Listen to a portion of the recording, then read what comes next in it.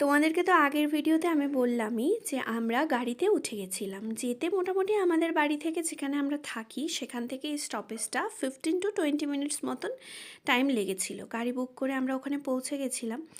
নিচের যে ভিউটা ছিল না, মানে পাহাড়ে ওঠার আগে, সেই ভিউটাও কিন্তু ভীষণ সুন্দর ছিল। আমি যখন টপে উঠেছিলাম ঠিক তার আগে বা নিচে নেমে দুবারই আমি প্রচুর সুন্দর সুন্দর ভিডিও নিয়েছি, কারণ আমার জায়গাটা পছন্দ হয়েছিল। মেনলি আদ্বিকের সাথে আমরা কথা বলছিলাম, ওর সাথে ফটো তুলছিলাম, আর ওকে বলছিলাম যে মাম্মা তোমার কি ভালো লাগছে জায়গাটা, তুমি কি এনজয় করছো? আদ্বিক না ভিডিওতে দেখতে বুঝতেই পেরেছো তখন কিন্তু আর একটু ছোটো ছিল। মামনি পাপা এসেছিল, প্রচুর ভালো ভালো মোমেন্ট স্পেন্ড করেছিলাম। সেই মোমেন্টগুলো যখন দেখি আবার মামনি পাপাদেরকে মিস করি।